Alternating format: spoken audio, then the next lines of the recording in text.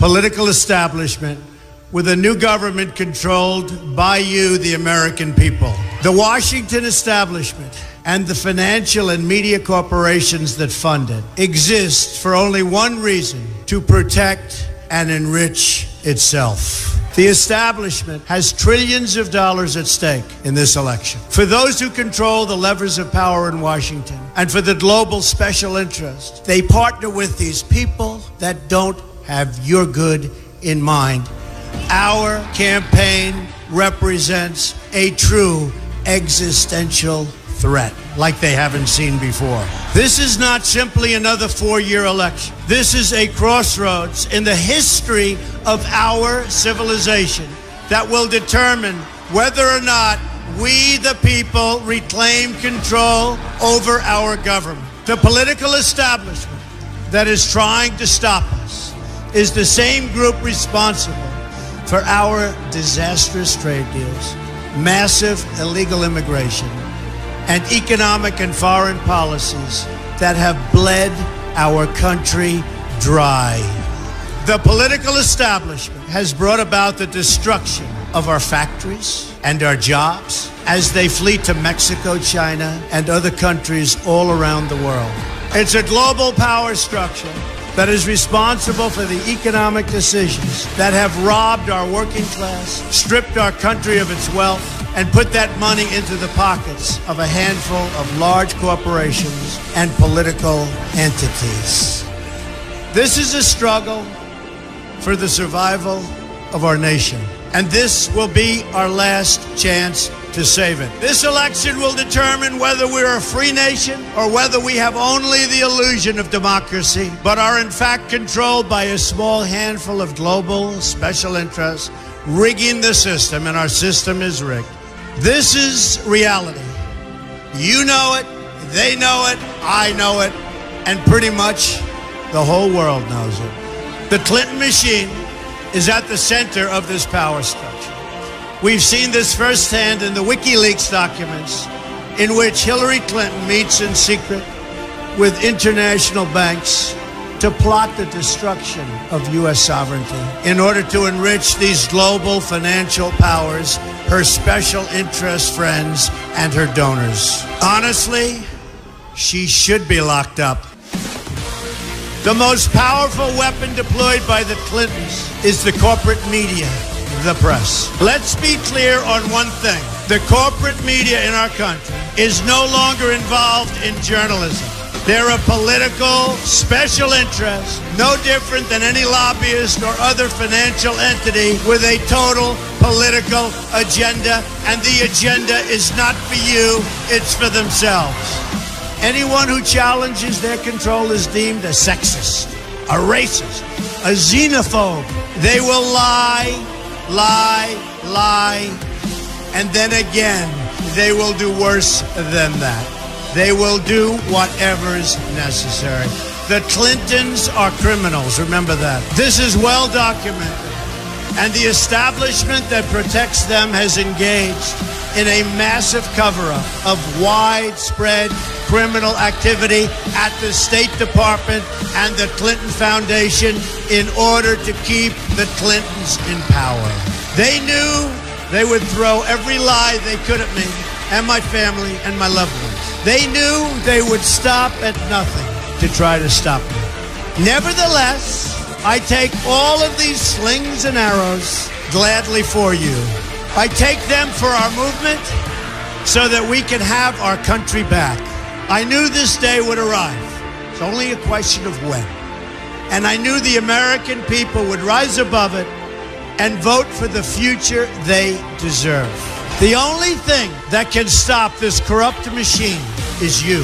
The only force strong enough to save our country is us. The only people brave enough to vote out this corrupt establishment is you, the American people. Our great civilization has come upon a moment of reckoning. I didn't need to do this, folks, believe me. I built a great company, and I had a wonderful life. I could have enjoyed the fruits and benefit of years of successful business deals and businesses for myself and my family, instead of going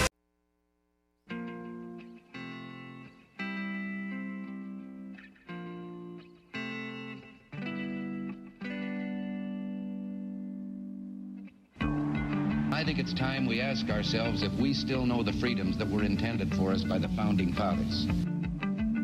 They seem to be in full-scale retreat from spending cuts and are talking about raising people's taxes again. And I have only one thing to say to the tax increasers. Go ahead, make my day. If we lose freedom here, there's no place to escape to. This is the last stand on earth. Those who would trade our freedom for security have embarked on this downward course. Whether we believe in our capacity for self-government or whether we abandon the American Revolution and confess that a little intellectual elite in a far distant capital can plan our lives for us better than we can plan them ourselves. Conduit News Radio with Paul Harrell is on now. All right, ladies and gentlemen, welcome. Good morning to everybody out there. Thank you so much for being with us. Joe, how you doing this morning? You doing good? Anyway, I just want to say thank you, Joe, for all your hard work behind the glass there, behind the board. Okay, so the telephone number, 870-275-9799. That is the number, 870-275-9799. And we have a great show for you. Coming up at the top of the next hour, we're going to be talking with the Libertarian candidate for governor, Mr. Mark West. Excited about that.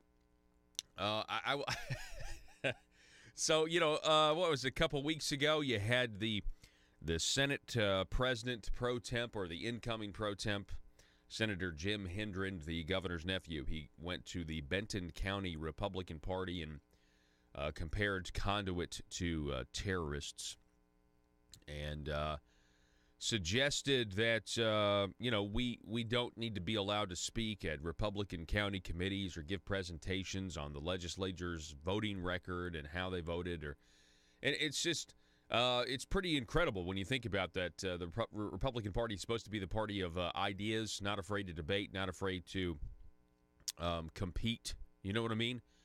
And yet they want to try to control the narrative and essentially only put out propaganda for people to digest instead of the truth. That's really what we're learning now from some of our politicians who are in positions of power. And so we're going to keep fighting. Conduit News is going to keep reporting the truth. But one of the things that Senator Jim Hendren said at that Benton County meeting was that because this program has people on the show that are libertarian, somehow we are anathema.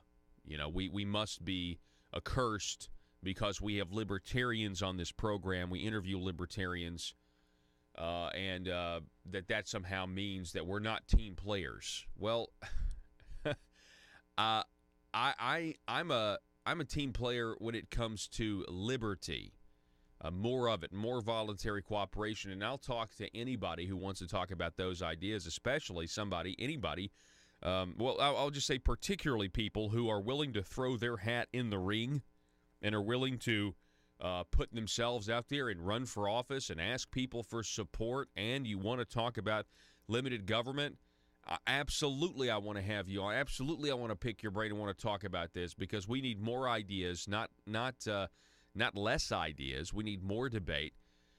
We need more people involved, not just the same stale political uniparty elites at the Marble Palace who really, basically, they're existing right now in a level, a bubble of ignorance.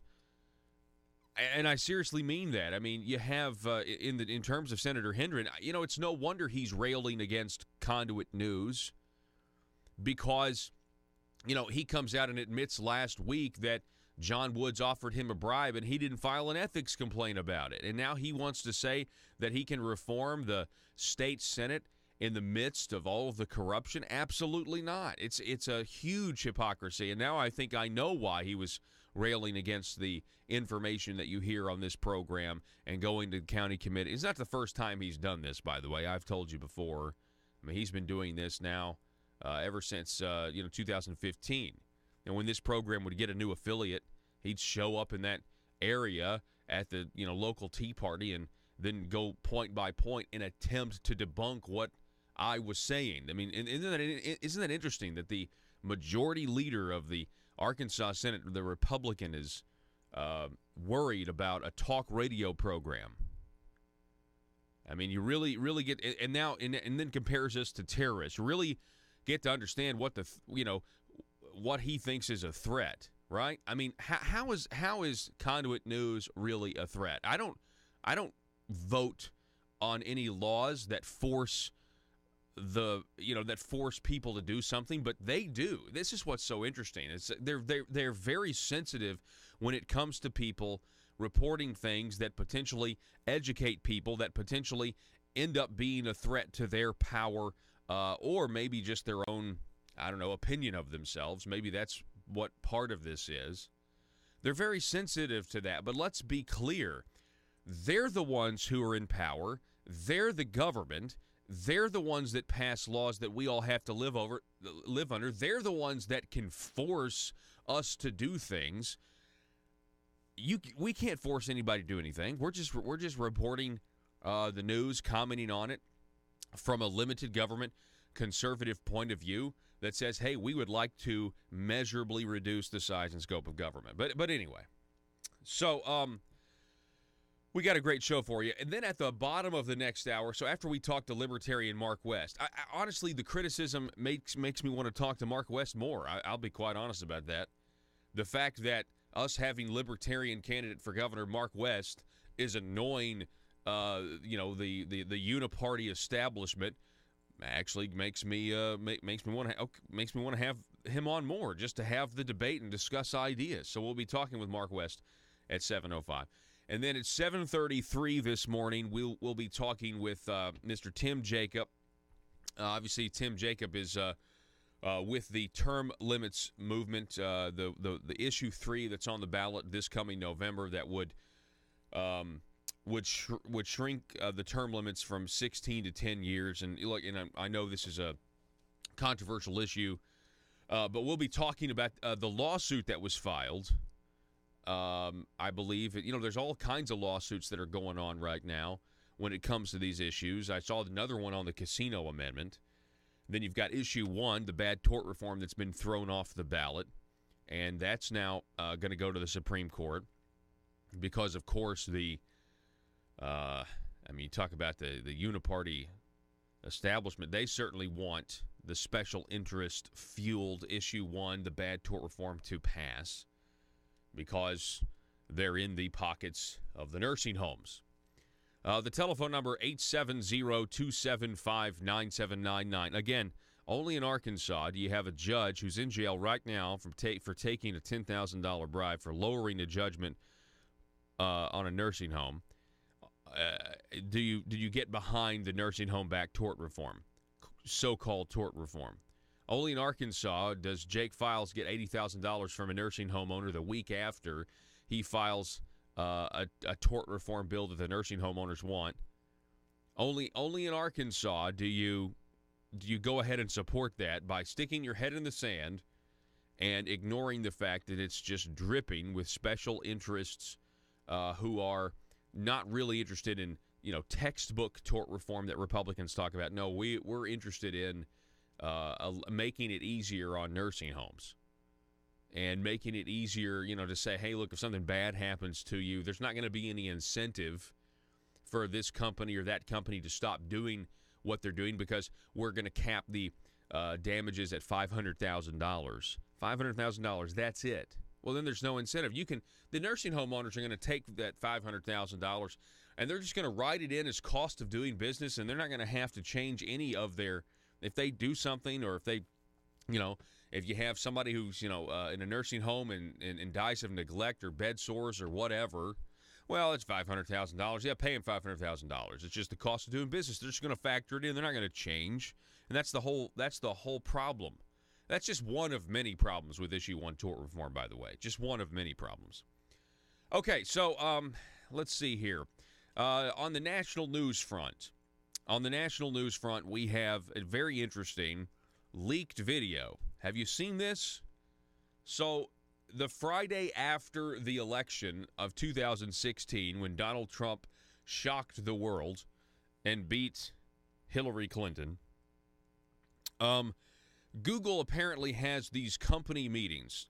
I'm talking company-wide meetings, Thousands of people get in one room, and on Fridays they have a TGIF meeting. Thank goodness this says thank God it's Friday. Here in the South, I feel like we say thank goodness. I mean, wasn't the great, and I say great because this is what I grew up on, the great TGIF programming on ABC on Fridays when I was growing up. You had what was it? You had a lot of good stuff. You had Full House, you had Family Matters. But you also had I think at one point Just the 10 of Us. I don't know if anybody remembers that. That has probably one of the best theme songs. One of the best theme songs of any sitcom ever is the Just the 10 of Us theme song. So you got that, and then you had Perfect Strangers. Perfect Strangers is also pretty good. See, they all had the intros were always fantastic in those shows. They really were. If you go back and listen to them. But anyway, so that was actually thank goodness it's Friday. America probably had different sensibilities back then. But anyway, so Google, they make this. This is a leaked video. Somebody in Google sent this out, and the reason this was sent out by some, I'm sure, probably a freedom fighter within the midst of Google at Silicon Valley, these elites, are because the left is continuing to deny the fact that these Silicon Valley giants are subverting conservative political points of view on the internet. I mean, when you're as large as Google, and you decide that you don't want to be unbiased, that you don't want to be fair, you want to shape political opinion, you can clearly do that. If you are the head of Google, for sure, 100%, if you're the head of Google and you want to shape public opinion, you can do it. I mean, you can do it just with Google News. If there's a conservative story that drops, okay? If there's a big conservative story, or let's say something from a right-wing, a right-of-center media outlet, okay? And it's a big scoop. Whether it was back with the Obama administration, let's say maybe Fast and Furious or, Benghazi, whatever the case may be. A lot of times I go over to Google News because that's really how you know whether or not this is something that is getting to people outside of your political bubble, right? You go to Google News. Google News is one of the most liberal. These folks, they don't know how to put a conservative story anywhere, in front of their readers. I mean, period. It is essentially aligned with leftist, Democrat, progressive thinking. Google can easily be listed if you really look at what the government and the surveillance state has been doing. They've been subverting these private corporations for a long time. It's very difficult when it comes to some of these companies to see where the government ends and the private, quote, private company begins. But they're going to say, no, we're a private company. Don't regulate us. Don't regulate us. I mean, at some point, antitrust laws come in here. You got to start thinking about a monopoly. But this video is certainly going to add fuel to the fire here.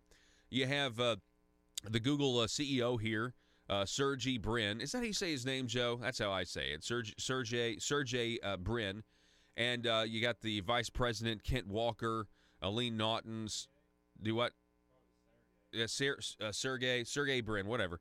Anyway, so they have this meeting. This has been a leaked video. It's the Friday after Donald Trump won, and it's like a wake, but it's also full of people who are saying, look, we got to do something. We got to basically re-educate people. We've got to fight this. And it's amazing, some of the editorials I've been reading about this leaked video with Google, as people are amazed at how much the lack of diversity within the Google company. You literally have thousands of people there that have already taken it upon themselves to resist or revolt or somehow attempt to change the mind of the people who voted for Donald Trump.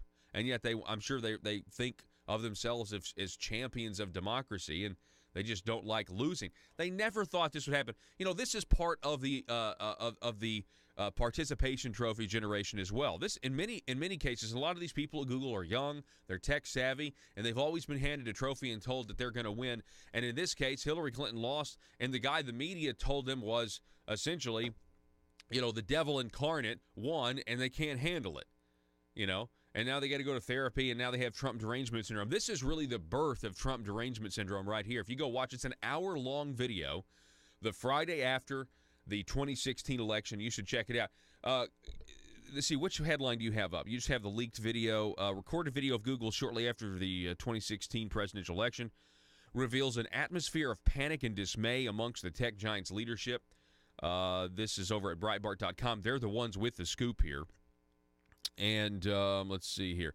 Coupled with a determination to thwart both the Trump agenda and the broader populist movement emerging around the globe. You had Brexit happen first, and that's what they were seeing as well.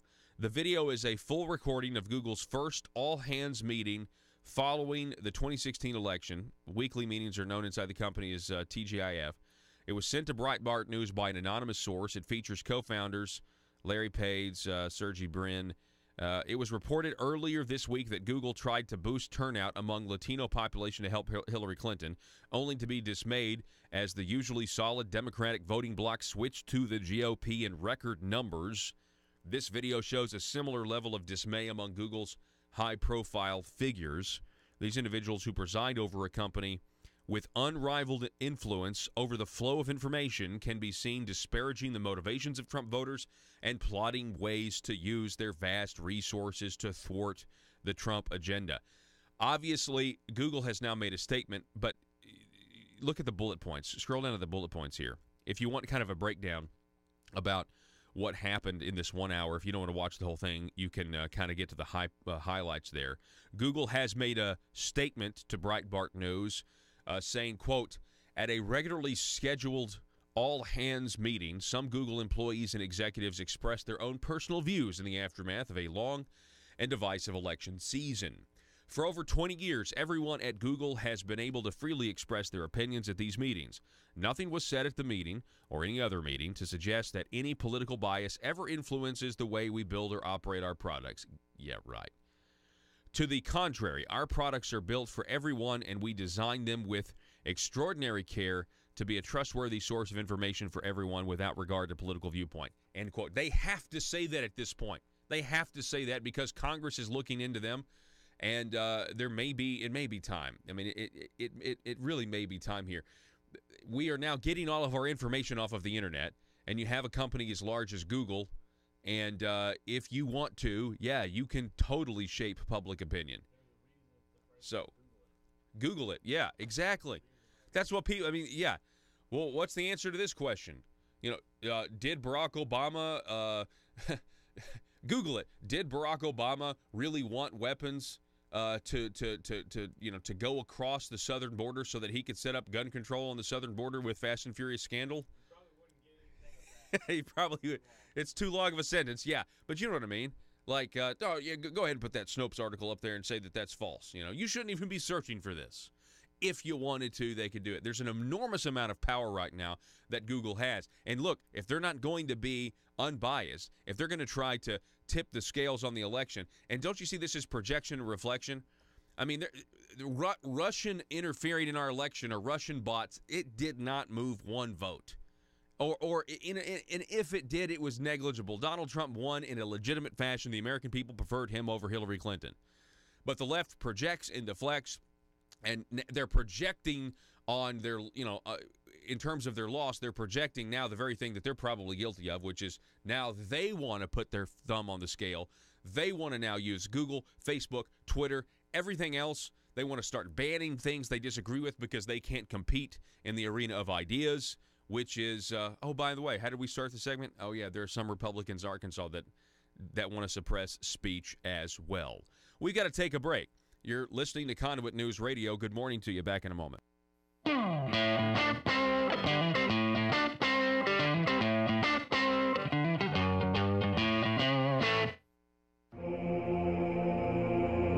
It's Conduit News Radio with Paul Harrell. Folks, the Patriots of Act 746, they're on a mission to educate the people of Arkansas about the realities of your gun rights, your human right of self-defense here in the state of Arkansas. You need to look them up. It's Patriots of Act 746. go to facebook.com and in the search bar, type in Patriots of Act 746, and there you will see the group. Ask to be a member if you want more information. And we're going to give you a little bit more information right now because we have Mr. John Calvin Martin is on the program again, and he's from the Patriots of Act 746. Good morning, John. Good morning, my brother. How are you? I'm doing well.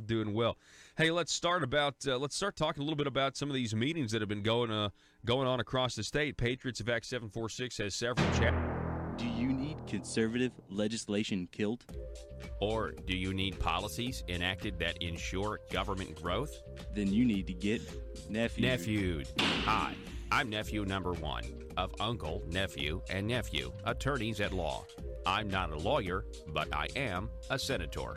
And I'm nephew number 2, and I am a lawyer and also a senator.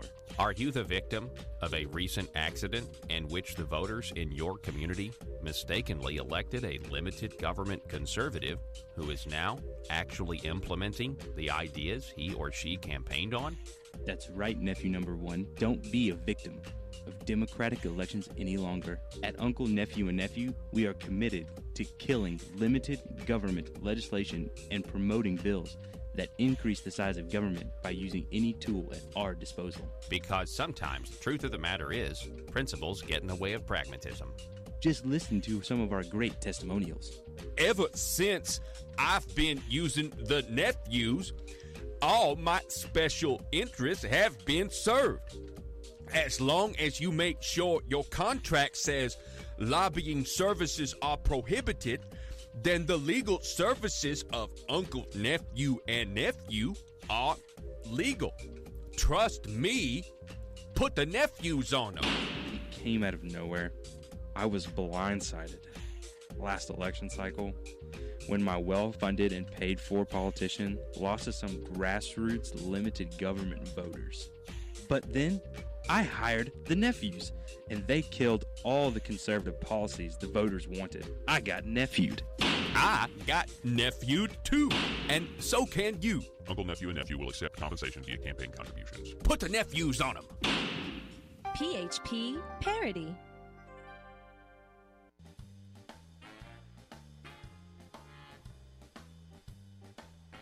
Exposing the truth and everything the Marble Palace establishment keep trying to cover up. It's Conduit News Radio with Paul Harrell. In response to this scoop by Breitbart News and getting this anonymous source that's leaked them this video of Google executives, over at powerlineblog.com, we have John Hinderaker. You don't actually have this one up. But yeah, you go ahead and show that story. This is over at Breitbart. Powerline, their post was this, quote, "It's official. Google is a Democratic Party front." It's a Democrat Party front. I mean, we all know this.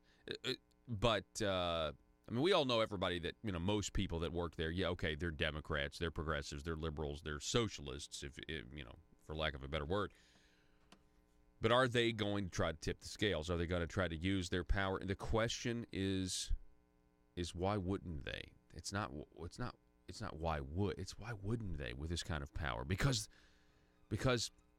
I don't think we realize just how much we rely on the internet for our news at this point. I mean, and these people believe that because they weren't more biased than they already were, that's why Hillary Clinton's not in the White House. They believe on Facebook, on Twitter, all of this stuff, there was too much freedom.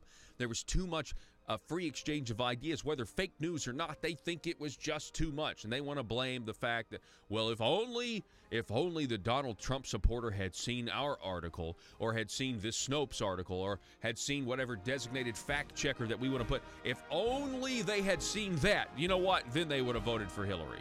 You really believe that? Maybe Hillary Clinton was just the worst candidate in American history to run for president. Ever think about that?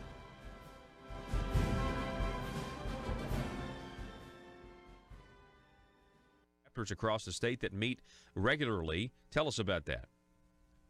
Yes, sir. We are, man, I tell you, brother, we're so excited about the interest that is being made in the POA of 746. Seems like every meeting we go to just gets bigger and bigger. The energy is amazing. I was in Melbourne, which is actually not my section, but I just can't hardly stand it. I got to be with these folks. They are true Americans, red-blooded Americans, and I went into Melbourne last Saturday, and I'm telling you, the energy in that room, Paul, was amazing. Now, I'm a preacher, and so I look forward to being in rooms like that. Yeah. And it was just Tim Loggins just did a great job running everything. That guy, he knows the laws upside, downside, inside, and outside. And we had a lot of new people there, people that are just wondering about their rights. You know, again, and I try to plug this everywhere I go. This is not about being a militia or trying to overthrow anything. It's silly that anybody would loop us in with those groups, because we're not about overthrowing the government. We're just trying to make sure the government doesn't overthrow us. That's exactly right. Yeah, and there's always people that try to paint conservative groups as really extreme, and you just got to dismiss those folks because it's ridiculous. That's exactly right. We just had our first Southeast POA meeting down here in Southeast Arkansas, and I tell you, it was amazing. It was an amazing deal. I think we had like 25, 26 people there first meeting. There's another new group that just started up in South Arkansas, and that's completely different, of course, from Southeast Arkansas.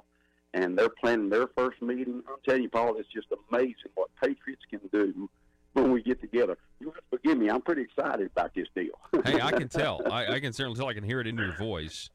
Yes, sir. So let's talk a little bit about what's been going on. We had some red flag laws. I mean, people are debating this concept. The Joint Performance Review Committee had Moms Demand Action, the radical anti-Second Amendment group. They spoke a couple of days ago about these red flag laws, about trying to also raise the age of what it takes to buy what they call an assault weapon, which turns out to be a semi-automatic weapon. I mean, what are your thoughts on all this, John? Well, Paul, it makes me nervous anytime somebody starts talking about trying to update our rights or negate our rights. And that's all a red flag is, a red flag law. Now, just as just a little kid, I would hear my mom and dad say, that throws up red flags. Well, that made me feel.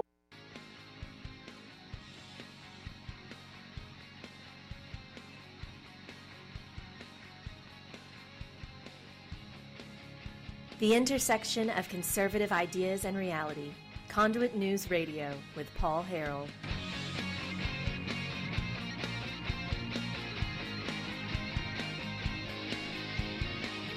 Okay, welcome back.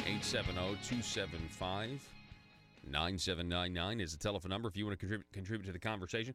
Hey, still want to remind you guys, our exclusive interview with Congressman Devin Nunes. I mean, I know you probably see him on Hannity every other night. He's the chairman of the House Intel Committee, but it's up right now at conduitnews.com. Feel free to go there and check it out. It's about 5 minutes and 45 seconds. You got to sit down with Chairman Nunes and talk to him. He said that the American people, he believes the American people will at some point see the FISA application that led to this entire 2-year fiasco, coming up on 2 years anyway. Really interesting stuff there. Hey, Joe, did you end up finding the TGIF? You ended up finding it, right? This is my all-time favorite ABC TGIF, thank goodness it's Friday, sitcom or theme song of a sitcom. Maybe not favorite sitcom, but theme song of all time. Remember this? Go ahead, play it. I'm going to talk over it because this one, just the 10 of us, it's by far the best. If I can stay on the ball, take it minute by minute, I just might make the Hall of Fame. What can I say? I'm doing it the best I can. They don't make songs like this.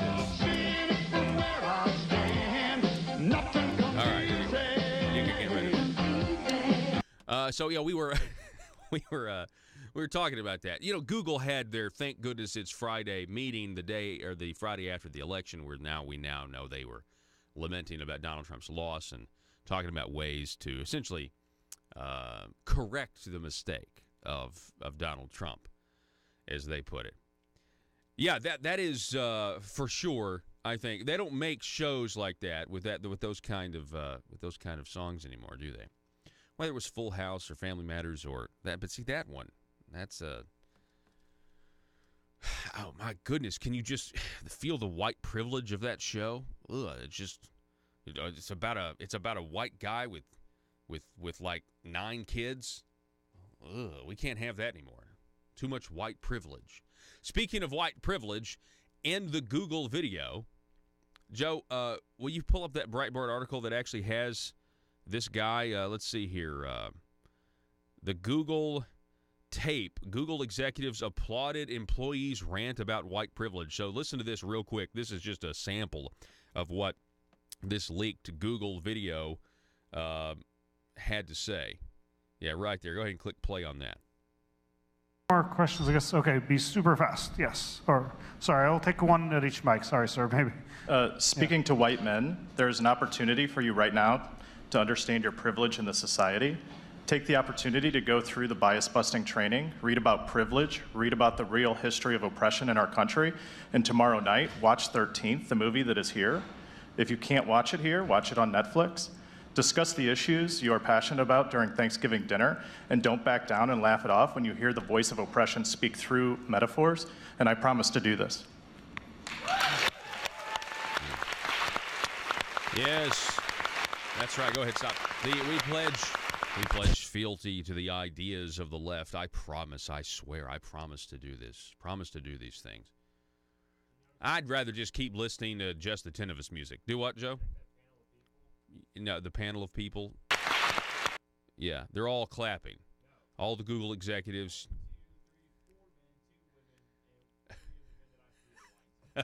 Okay, so yeah, the panel of executives here at Google, mostly men and mostly white. So there we go.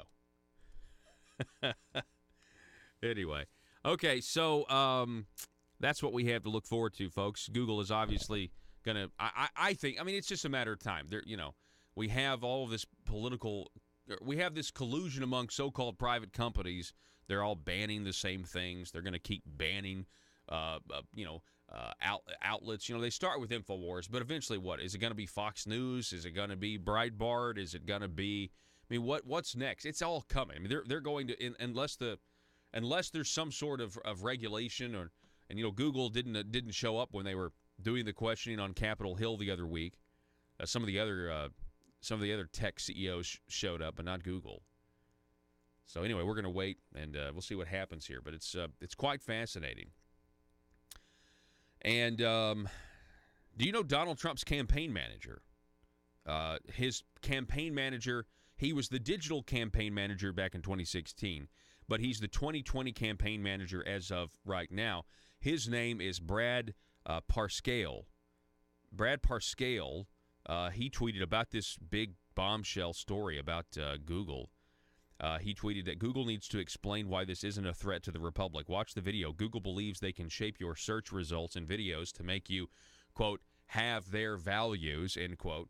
Open borders, socialism, Medicare for all, congressional hearings, investigate. So in a way here, I mean, Google is certainly inviting the scrutiny that is now going to come, and this is going to fuel conservative points of view that say, hey, we think you guys are being discriminatory. And you can always come back and say, yes, well, they're a private company, and they get to decide what content is acceptable and what content is not acceptable.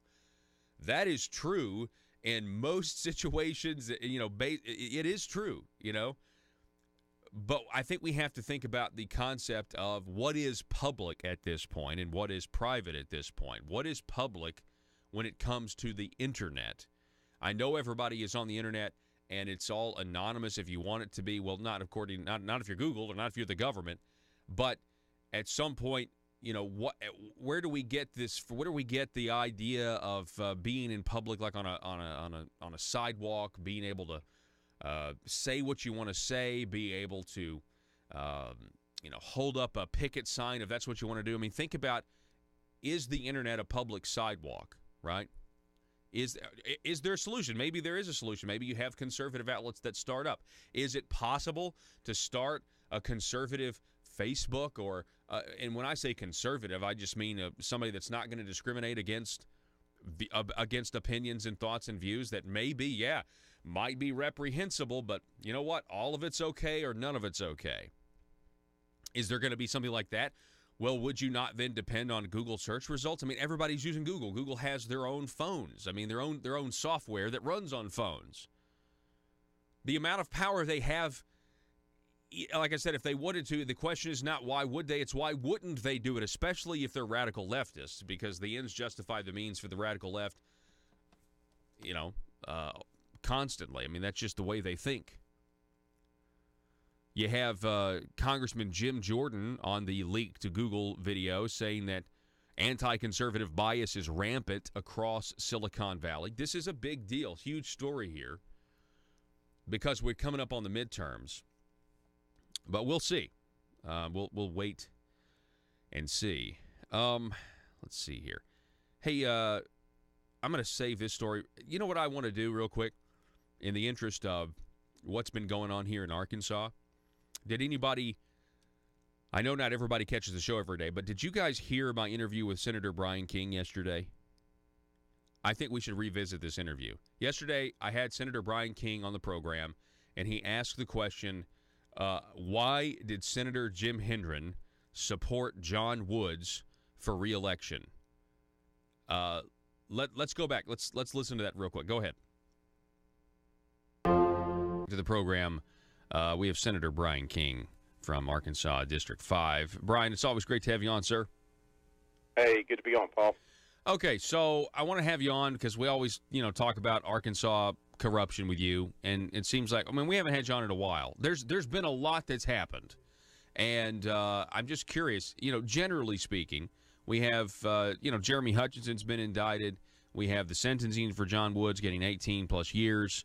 What are your thoughts generally about the landscape right now? Well, Paul, first I want to say is I want to break some news with you that I've had a change of heart and maybe change of views in the way I did things. If you remember when I ran those Medicaid disclosure bills, people like Jeremy Hutchinson would say, I was mean, I was a bully, and people would talk about, well, it's just the way you come across, Brian. It's just how you do it. It's not the fact that, they're getting $500,000 in alleged kickbacks at this time that they didn't want exposed, but it was the way I, just came about. And, like I said, I just came across mean as in a bully and all that stuff. Remember all that stuff, Paul? Yes, I remember all of that. Well, I want to say this. Maybe they were right, okay? But I would have to think now, after all this finally comes out, maybe if I would have been nicer, maybe if I would have just, brought some, flowers or, just something. And it looks, with Jeremy, maybe I just had to up the ante. Instead of $500,000, maybe $750,000. Okay? Maybe that's what it done it, being nice and more money. Because, as we see what's happening down here with the Medicaid entities, more and more comes out. And, Paul, it's not just small amounts of money. It's not $5,000. It's not a trip somewhere. It's $500,000. It's World Series suite tickets. Unfortunately, I don't have $750,000. Our billions given to me by the taxpayers to turn around and give millions back to legislators in private deals that they don't want exposed. But, World Series suite tickets, that's tough. Me and my brother used to call the Green Forest football games, maybe the best I could offer was, inside a press box, at the Green Forest Tigers and Elkins. That's the best. I can't, World Series suite tickets, I don't know how you begin to do that. You're right about the amount of money. Just today we have this guy by the last name of Noble who was a psychologist at Preferred Family Healthcare, and in a 28-page plea, he's pled guilty to knowing about the schemes, the embezzlement, the theft, and he personally got $4.3 million, and that's just a skim off of what everybody else was making. So it still continues. Day after day, we see the corruption in Missouri and Arkansas with this preferred family health care. And this is the same group that is in the Milton Rusty Cranford plea. He says he gave Jeremy Hutchinson $500,000 in kickbacks. Yeah, so, I mean, this Noble guy, I guess, is that just now come out, or is that something new, or is that... It was today. Yeah, it was posted today. Eric Besson, Lisa Hammersley, about him pleading guilty. Wow. Yeah, Keith Noble is the guy's name who pled guilty. That's the news of today. So I'd like to get your thoughts on this, Senator King. You know, the biggest story last week, I think, was the revelation, thanks to Tim Brooks releasing the sealed documents, that were sealed documents in the John Woods case, is that John Woods went to Jim Hendren, Senator Hendren, the incoming president pro tem, the governor's other nephew, and asked for a $10,000 bribe in the event that both of them got put in the same district after redistricting. And John Woods was saying, listen, I won't run against you if you pay me $10,000. It was reported that Jim went to the authorities. The authorities said, we're going to need you to wear a wire if you want us to actually pursue charges. And Jim Hendren said, I'm not going to wear a wire. And then he didn't file an ethics complaint. Now, fast forward, we have all this corruption. Jim Hendren is trying to be the leader of reform in the parade, even though he's been down here the whole time, hasn't said a word about it. And now he's trying to say, well, we've got these new ethics rules where senators are going to tattle on each other. Are you skeptical about this? Does Senator Hendren have credibility at this point?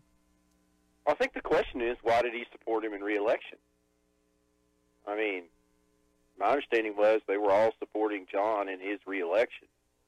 So, you know, why did he support him in the re-election? And, you know, with the release of the documents, it finally put back everything that we kept saying about the original private option Medicaid expansion insurance scam that style Medicaid expansion they came up with, was that John traded his votes for personal favors. I mean, not just political favors. It wasn't political horse trading, which is, you know, probably legal, but I mean, I guess is legal whenever you trade and say, hey, I'll vote for this project and you vote for this project. No, it's just flat out personal favors. So how do you sit down there in the legislature and say you're righting the ship and going ahead when literally these Medicaid entities have been backing up the Brinks truck at the back of DHS over there for years and hauling off hundreds of millions of dollars of your tax dollars? Hundreds of millions. And all of a sudden now you want to say, I mean, if somebody goes in and robs a bank in downtown Little Rock or rural Arkansas and makes off with $50,000 or $10,000 or $15,000, it's major news. There's investigation.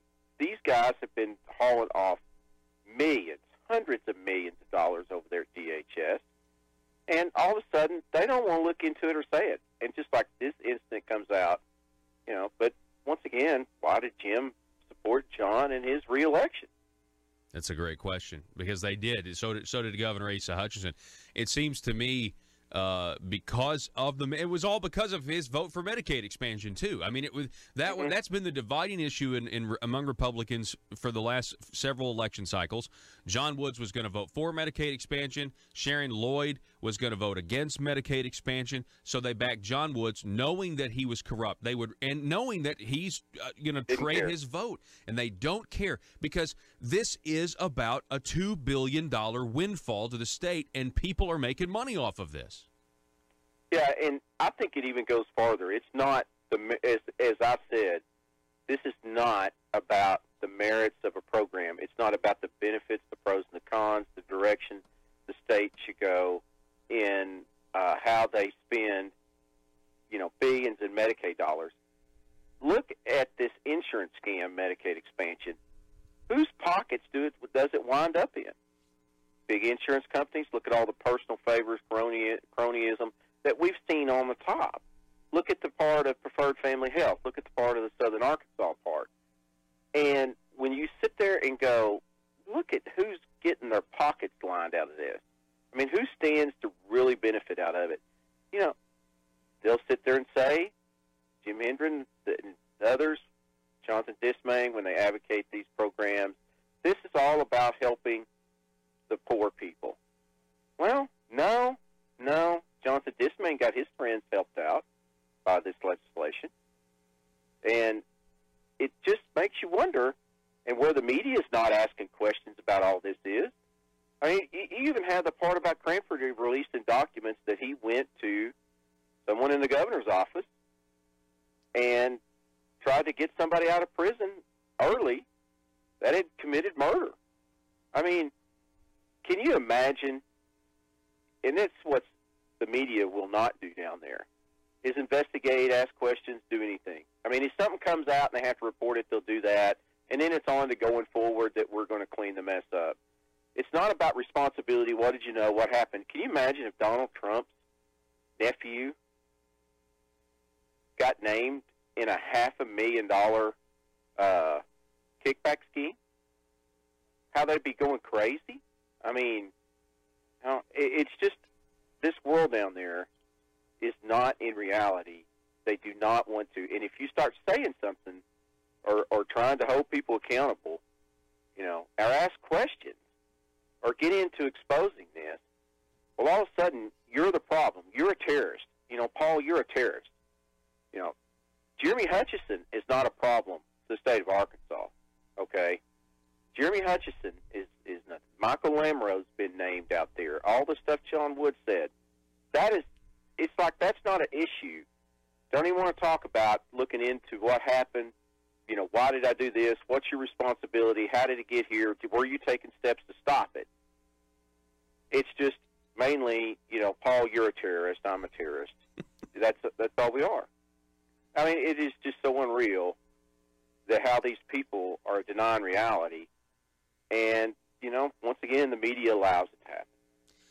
Yeah. It was very interesting when Senator Hendren, you know, compared Conduit to terrorists in Afghanistan that put on the, you know, Allied uniform and then go into the, you know, the camp and shoot their own guys or whatever. Yeah, that is very when Jeremy Hutchison is sitting up there with World Series suite tickets, okay, I don't even know what they would cost. I was assuming, you know, World Series tickets, anything would cost, I don't know, what, $3,000 to $7,000? I don't even know. I didn't even get on StubHub and check because I couldn't even go. But obviously Jeremy Hutchison could go, okay? And not only could he go, he sat in the suite. I mean, I don't know, is that $15,000, $25,000? And Jeremy Hutchison can vote and steer legislation to make sure these people have access, you know, routes that they're going to be paid with your tax dollars. And that's not a problem to Jim Hendren, okay? And it's funny how John Woods can be, and John needs to be held accountable, and he certainly was, and the GIF and the Rusty Cranford part, and now this other $1 million thing that came out. John Woods can do all that, but yet, you know, Jeremy Hutchison, you know, it's not an issue. Nothing to see here, folks. You really raised a lot of interesting points here, and it's really something that I missed, and that is the part about him horse trading, or not horse trading, and him selling his vote for the private option for personal favors. Back to John Woods, and yet the main reason, and this is kind of all, you know, I'm thinking of all this right now. The main reason they supported him for re-election is because they had to have his vote for. That's right. For the private option. That is actually, that really blows the lid off of this entire thing, and it says everything that we suspect. If you believe the Second Amendment protects your right to defend your home with a firearm, where do you turn if the government confiscates your gun? To the courthouse. The Founding Fathers created your Seventh Amendment right to a civil jury to protect your freedoms. The courthouse is where you fight the overreaching hand of government. And the Brad Hendricks Law Firm is where the fight starts. Call the Brad Hendricks Law Firm at 501-221-04 844. The Brad Hendricks Law Firm in Little Rock, standing ready using the 7th Amendment to protect your Second Amendment rights.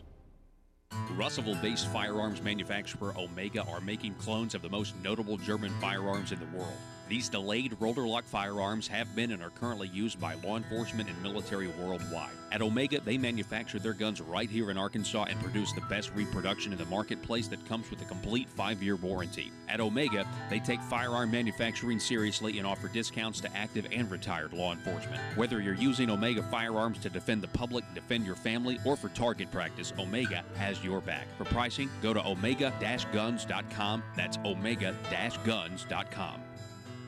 If you're like me, you believe that small business is the heart of Arkansas's economic engine, and it should be viewed that way by the politicians in Little Rock. Conduit for Commerce also believes, like you and I believe, policies that achieve less regulation and lower taxation help small business in Arkansas thrive. Other policies like small, constitutionally consistent government and reducing citizen dependency on government keeps it from growing and expanding its influence on our daily lives. Conduit for Commerce works every day to educate the general public and legislators on these important priorities in the name of Arkansas small business. By the way, contributions to Conduit for Commerce are tax deductible. Log on now to conduitforcommerce.org and click on Contact Us on the right side of the page. That's conduitforcommerce.org. Go there now and learn the facts on protecting small business in Arkansas.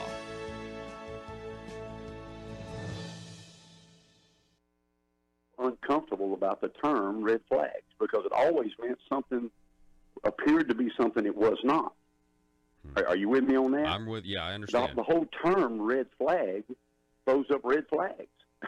And my problem with it is anytime somebody's trying to negotiate my rights, I have a problem with it on anything. Red flag law is, there's no possible way it cannot infringe on somebody's rights. It's just not possible. It boils down to, and forgive me if I'm overexcited about this, but it just aggravates me when people are trying to update my rights. Mm-hmm. Red flag laws I guess I could say as just a simple term means literally that someone that doesn't like you can raise a red flag about your mentality, your mental state, and have your gun rights taken away. They're saying temporarily.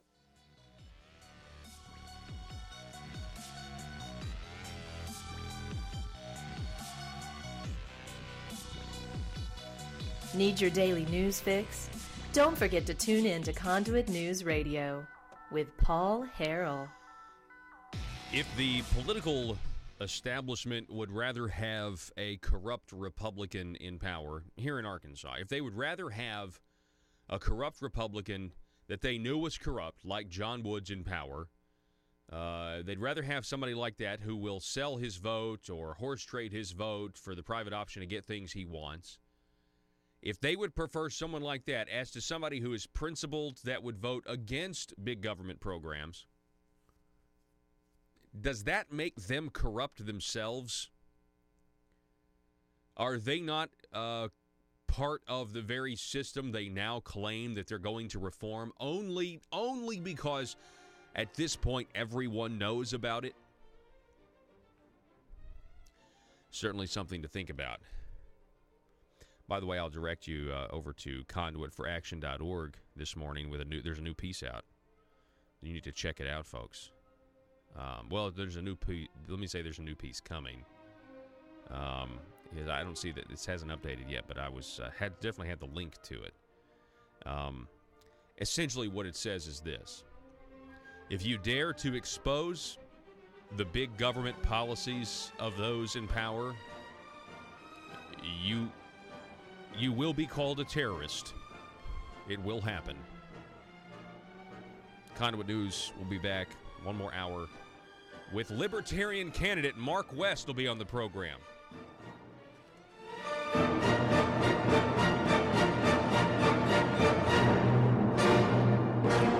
The news and talk of Northeast Arkansas. This is News Talk 101.3 FM and 1230 AM KBTM, Jonesboro, an EAB radio station. But any at all is wrong.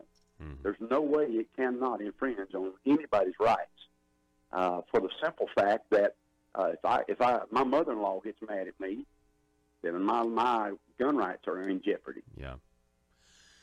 There's just no way that's right. Yeah, the frustrating thing is, charge somebody. Charge them with a crime, right? I mean, if there's evidence, that's one way that's how you neutralize a threat. Charge somebody with a crime, go arrest them. But those laws are already on the books. That's how you can, that there are ways to, quote, take somebody's Second Amendment rights away, and it's when you get arrested, right? You're not entitled to have a gun after, when you've been arrested, obviously. So we already have that, and that's the way it needs to stay. In my opinion. But we've heard, we've seen that the General Assembly, they look like that they're open to this. We have heard from some Republicans, former Republicans as well on Facebook saying, hey, listen, red flag laws are inevitable, so you just, we got to let the GOP write these red flag laws to make sure that it'll be basically a uniparty solution and not the far left solution. But any infringement is unacceptable, in my opinion, especially when we have, so many Republicans in control. Exactly. And I think the one of the key words of the statements you just made was Republicans. I'm not sure. We're going to have to define that a little better. I'm not sure where we are on that, because true conservatives have never fallen for the farce of a red flag law, and that's all it is. It's just another infringement, another speed bump on the life of conservatism. It's just another way to try to slow us down, deter us from the actual highway that we're on here. And that is simply that, and I don't want to, again, sound too crazy here, but all gun laws are an infringement. And that's simply put. So red flag laws, to me, are just, they throw up red flags. Yeah. It's talk a little bit about, a lot of this comes from the human desire, to try to guarantee, try to eliminate risk, I guess. I mean, that's really what they're saying is like, we need to do this because we're trying to eliminate risk, and a lot of people, because they're so terrified of guns, they fall for the liberal talking points, the scare tactics, if you will. But there's a motivation here that some people really want to guarantee tomorrow. And when you start to do that, their solution, let's be clear what their solution is a less free society. We need less freedom in this case in order to, guarantee something that, if we're really honest about it, they can't guarantee. They can't guarantee your safety. The government can't guarantee that somebody's not going to, do something bad to someone else. And so it's a false promise. That's exactly right. Well, and it all falls under the whole big government mentality, Paul, of we know how to protect you better than you know how to. We know how to run your life better than you know how to. Trust us.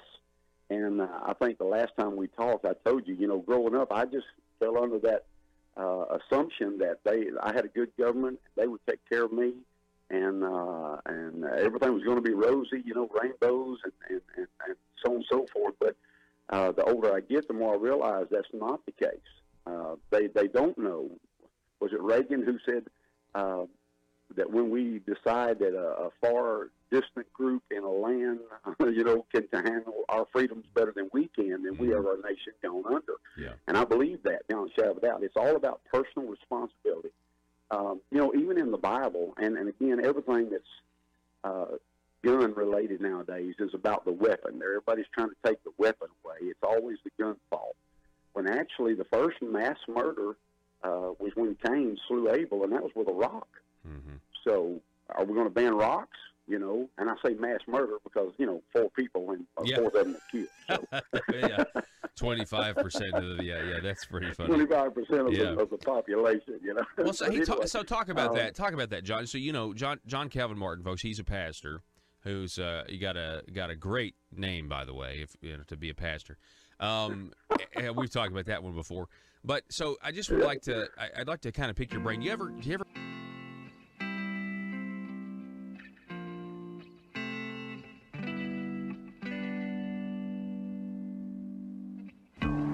I think it's time we ask ourselves if we still know the freedoms that were intended for us by the Founding Fathers. They seem to be in full-scale retreat from spending cuts and are talking about raising people's taxes again. And I have only one thing to say to the tax increasers. Go ahead, make my day. If we lose freedom here, there's no place to escape to. This is the last stand on earth. Those who would trade our freedom for security have embarked on this downward course. Whether we believe in our capacity for self-government or whether we abandon the American Revolution and confess that a little intellectual elite in a far distant capital can plan our lives for us better than we can plan them ourselves. Conduit News Radio with Paul Harrell is on now. All right, ladies and gentlemen, welcome. It's hour number 2. The phone number 870-275-9799. That's 870-275-9799. Just a few headlines. Orrin Paris III yesterday was sentenced in the kickback scam with Ecclesia College. You know, he's the president of Ecclesia College, or the former president. He got 3 years. And he was extremely, contrite, said he had made a mistake, said he was humiliated, he was humbled, that he failed, and got 3 years yesterday. And one of the reasons he got prison time, this article says, is because he waited so late until pleading guilty. He waited a week before the trial was going to start before he pled guilty. Also, the governor yesterday having a press conference about a Medicaid rule meant to, this was the headline says. He had a press conference about Arkansas Works, Obamacare, and the work requirement and everything else. It's pretty interesting. We'll get to that if we have time this hour. But let's get to our guest. Let's get to the Libertarian candidate for governor. Mark West is on the line. Mark, it's always great to have you on, sir. Hey, Paul. Thanks for having me on again. Yes, sir. Your name came up at the, or you were referenced at the Benton County Republican Committee a couple of weeks ago because the Senate Majority Leader, the Republican Jim Hendren, the incoming President Pro Temp of the Senate, the governor's nephew, was upset that we've had you on the show. Now, he said we've had you on numerous times. We've only had you on a couple of times, but they certainly don't want you to have a platform, it looks like. No, they certainly don't. I imagine that the internal polls that they are looking at are showing the same thing that was reflected in the poll that came out Tuesday night. That Asa is losing support. We're picking up momentum, and he doesn't want that to get out. That is funny that they would have been on your show numerous times. I think I've been on twice this entire cycle since last August. So that is very humorous. That and if the governor's platform and his record is so great, why are they so worried about stifling people who might say something about it? That's exactly right. You're referring to the Talk Business in Hendricks College poll. They asked this question in the race for governor. The candidates are Libertarian Mark West, Republican Governor Asa Hutchinson, Democrat Jared K. Henderson. If the election for governor were held today, which candidate would you support? You pulled in 6%, Mark West 6%, Governor Asa Hutchinson 60%, Jared Henderson 25%, and 9% were undecided. Now, that 6%, that would actually get the Libertarians ballot access without a petition next cycle. Is that right? Yes, it is. The way the state law is written, we have to have 3%. And right now, we're polling at twice what we need to secure that, which is exciting for the candidates in 2020 because they'll be able to start on more of a level footing. They won't have to spend the $30,000 some odd dollars that they have to spend every campaign cycle to just to get ballot access. That money can go to campaigns and building the party across the state. So, that is an exciting thing to have. And, the interesting thing, this is the second poll of this this race for governor, and they've both been done by the Hendricks Talk Business Politics Alliance. And the one back in March had Asa at 63%, and now he's down to 60%. So we're slowly chipping away at this advantage he has. I really believe if we can get exposure and keep plugging away, we're going to be going all over the state. We can, continue to cut into his lead and get him down below 50. That's our goal. Is right now, since we're starting at 6%, we want to keep getting him further and further below 50%. What is your biggest problem with Governor Asa Hutchinson in terms of his record? My biggest problem, well, it's hard to encapsulate in one thing, but as I was debating Jared Monday night, Asa didn't show up, but I was debating Jared in front of a crowd that was mostly Democrat. A lot of Jared supporters had showed up, and they let them all come in the studio and watch the debate. Wasn't there somebody dressed like a chicken? Wasn't there someone dressed like a chicken? There was somebody dressed like a chicken, yes. There was somebody standing on the street corner in a suit with a Asa sticker on their suit, and they were carrying an Asa sign, but they were dressed like a chicken, and all the other supporters were playing the chicken dance music and doing the chicken dance out there on the corner as we arrived at the debate the other night. So that was very humorous. I like to see kind of the shot across the bow there. But all those supporters, they got to come in and they got to watch the debate. But the one thing about the debate that stood out was just how little difference there is between a Governor Hutchinson versus a Governor Henderson. They are both very, very close on a lot of issues. Hutchinson wants the tax to go from, the income tax top rate to go from 6.9 to 5.9, and Henderson wants to leave that there and spend the money on teachers. And then you have, gun rights. The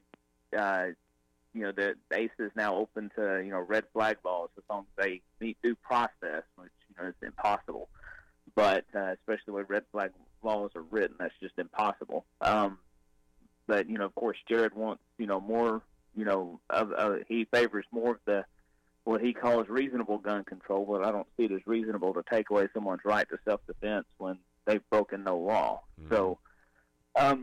So they're very similar there in that Asa, is open to the red flag laws, which, he shouldn't be, especially considering he's claiming himself to be the conservative option. What's sad about that is, I know you were following, politics, obviously, as a libertarian candidate for governor. We're talking with Mark West. What's interesting about that is, there's no way he comes out in favor of red flag laws, which is gun confiscation, based on allegation, if he were still in a primary with Jan Morgan, who is a firearms, fire range owner and firearms instructor, and had a lot of support from the Second Amendment. And, Second Amendment people, and, of course, the Republicans vilified them and vilified her, and now he comes out in support for red flag laws. It's really, it speaks for itself. It's very unfortunate.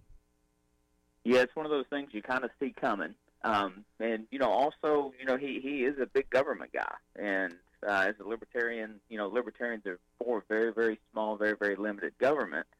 So we, we're going to work to try to get government as small as it can get, because the less powerful government is, the more powerful individuals are to have control of their lives, to have control of their businesses and their communities.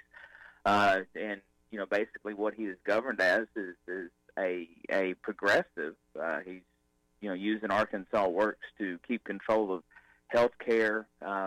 He uses this form of corporatism to basically build up these foreign corporations coming into the state, but what he's doing in essence is making it a uncompetitive atmosphere for small and family businesses in the state as he does that. So we want to make Arkansas's government, it should be about the people and not about politicians, special interests, and big corporations.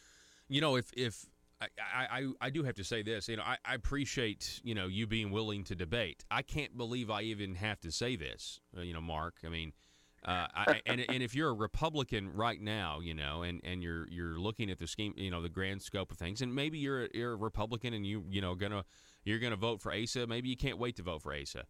But what does it say about the Republican Party, Mark, when the candidate for governor, who's polling at 60%, won't show up and debate? I mean, isn't it supposed to be the party of ideas? Or is it, I mean, in our whole system, forget like the party label, aren't we supposed to want to debate ideas and be transparent and, win the people with our arguments? Well, we should. And, in this state, that tends to be a problem with incumbents. Incumbents don't want to debate. They dodge debate. And they will only debate almost when they're forced to. AETN, Asa, from what I understand, he has confirmed to be in the AETN debate, but that's because AETN is going to air the debate on TV whether he's there or not. So his feet are kind of held to the fire on that one. The big deal with the debate Monday night is we had the opportunity for this debate to be broadcast on live television all over the state. KAIT in Jonesboro, KATV in Little Rock, and KFSM up in Fort Smith. All three stations had the approval to preempt national broadcasting to air this debate live on television, so long as the governor, the incumbent, participated in the debate. Well, when he declined, they lost that permission from the national networks and had to live stream the debate instead. So, what could have been hundreds of thousands of voices or hundreds of thousands of homes, seeing this debate and getting to hear our ideas and the differences in them, and to see the contrast in small government, big government, because that's what this race is coming down to. You've got two big government guys, and then you have the other guy, and that's me, and I'm the only one that is standing for small government, standing for the people. But we didn't get to get that message out as broadly as we could have with that live televised debate because Asa wouldn't participate. So you say he is going to debate at AETN because that will be broadcast across the state. Now, I mean, I've seen AETN debates before. I'm not going to, blanketly say that there's nothing good that comes of them in terms of knowledge. But from what I have, observed, I think they are pretty controlled. It's a pretty controlled environment with the journalists that they select to ask questions and that sort of thing. So what are you expecting from that debate, and will it be different than the debate that you guys just got finished with, you and the Democrat? Well, the one thing I did appreciate about the debate Monday night, Roby Brock and Chris May, they were very good about getting us, well, what do you think about what this guy just said, and letting us kind of have this back and forth, giving us the opportunity to debate and, hash our ideas back and forth. That's the one drawback, to the AETN debate is it really is kind of a joint press conference. You get to kind of make your statement, and then you can make a rebuttal, but you don't really get that interaction. So I'm disappointed that we're not going to get that in, a broadcast debate. And that's the one disappointment I have. But I am looking forward to being able to try to confront him on, his issues and on the things that he is, that he's doing that hurt our government. Mm-hmm. Yeah. Well, I think, I really appreciate it. I know that there are efforts to, I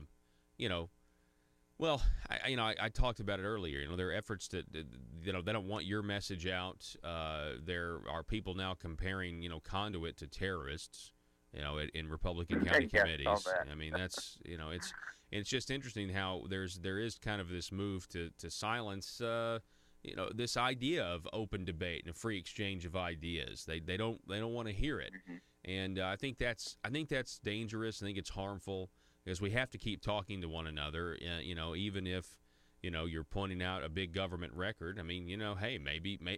Why are people so afraid? Why, Mark? Why can't they just stand on their record? And I really feel like it's their, when people have these standards, a platform or whatever, or what they ran on, and then they fail to meet them, they're real sensitive if they get called out on it. Instead of just, owning up to the fact that, you missed the mark, instead they lash out at others and they try to silence. Yeah, it really is sad. I mean, because the open forum, that open forum of discussion, that's where the people deserve to hear these things hashed out. That's where people deserve to be able to hear what their choices really are, what they're getting versus what they can have. and it is sad to see, the voices being stifled. It's sad that you have a governor who is bragging about, his record, how great his record is, and yet when we want to have a public conversation about that record, he dodges it. Mm-hmm. Why? Why would you dodge that public conversation if you really, truly believe your record is, as great as you say it is? And one of the things that he wants to hide is that, this is kind of a lot of this recovery, or a lot of this growth in Arkansas is kind of piggybacked on, what's happening with, at the federal level, and, not so much what he's actually doing. Yeah. And, what we see is, the state government is stifling small businesses and family businesses with regulations, with various forms of taxation, but then they're bringing these foreign businesses in and giving them all the benefits in the world. Yeah. And we wonder why, people, in rural communities are suffering, and only 7 counties are growing. Well, that's why, because the governor's making sure, and the state legislature is making sure that these small businesses are regulated to death. Yeah, and, this whole thing, doing business with China is, it's just, it stinks to high heaven at this point, especially when you read about what they're doing to their citizens over there. I mean, why would we want to support that and do business? It's one thing to trade. It's a whole other thing to give them our taxpayer dollars and bring them to Arkansas and ask them to open up a factory. That's what I'm saying. You're giving them benefits. You're basically rewarding them for what they're doing over there to their people when you give them, benefits that you're not giving local companies. And that's just, it's sad, and it's bad for Arkansas, and it hurts. It hurts hardworking Arkansans, especially when their tax dollars are the ones that are basically being used to bring these companies in and to extend these benefits to these big companies that come in. Mark West, Libertarian candidate for governor. Appreciate it, sir. Let's do it again, okay? All right. Thank you, Paul. Have a great day. All right. It's Mark West, ladies and gentlemen. Always great to have him on. And, of course, that's now the 3rd time we've had him on. So can you now say we've had him on numerous times? Boy, the Republican Party is really getting sensitive. Need to watch out. Need to be careful who we're becoming here, right? Need to have open ideas, open debate. Let's not be scared. All right, so we're going to go to break, and we got Tim Jacob coming up at the bottom. Then we're going to talk challenges to Issue 3 term limits initiative. We'll be back in a moment. Get that question, like, how can you as a pastor, be for the Second Amendment or be for arming yourself or anything else? I mean, I could give an answer to that, but I mean, how do you respond when people? It's almost like they're trying to call you a hypocrite in some way, right? Right. Well, my first response, and I had this happen just a few weeks ago. A guy asked me, said, "How can you, as a preacher, carry a weapon? Don't you trust God?" And my quick response to him was, I said, "Oh, I trust God. He's never tried to rob me. I carry a gun because of men, because they have tried to rob me." Yeah. I think it gets deep, and you got to go into all the things from Genesis all the way. You can prove this, but the thing people want to do is they want to say throw up the 10 Commandments and say, "Thou shalt not kill." Man, I agree with that 100%, but that is talking about intent. My heart's intent.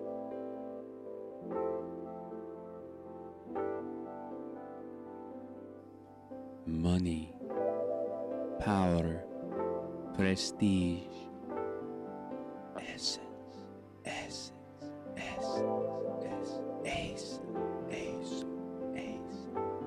Available now from aristocrats serving Arkansas. From Zenata Rhino Collection. The fragrance of backroom deals. Nepotism. The aroma of higher taxes. Subliminal deception. Deep state. Ace. Made right here in Arkansas by a taxpayer-funded Chinese factory.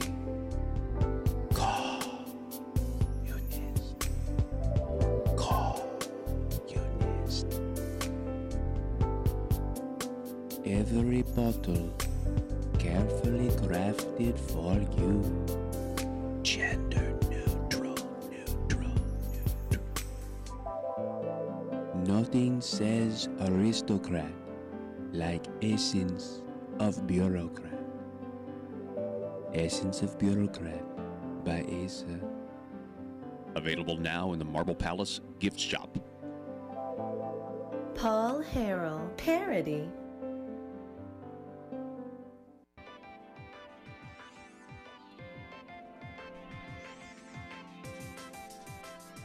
Conduit News Radio with Paul Harrell is building a liberty machine. Find out more at conduitnews.com. Jackie on Facebook. Jackie on Facebook writing, he wants to hide, referring to Asa, I'm assuming, he wants to hide that he's bankrupting the state. Interesting thought. Speaking of potentially bankrupting the state, the governor held a press conference yesterday about really about the criticism that he's receiving from the left. That's really what this is. You see, his Arkansas Works Obamacare, program or whatever. They're now putting these work recommendation requirements or work suggestion. I mean, whatever. There's a million ways you can be exempt from this. But lo and behold, yeah, there are some who aren't going online and filling out their objection or their exemptions is what I'm trying to say. I'm sorry.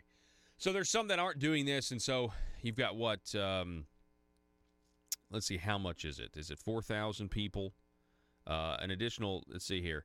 According to the Arkansas Department of Human Services, figures released yesterday, 4,353 people whose coverage was terminated September 1st for failing to comply with a work requirement remain without coverage as of Sunday, meaning it's been 3 months, and you have 3 months to submit your exemptions, and then if you don't comply for 3 months, then you get removed.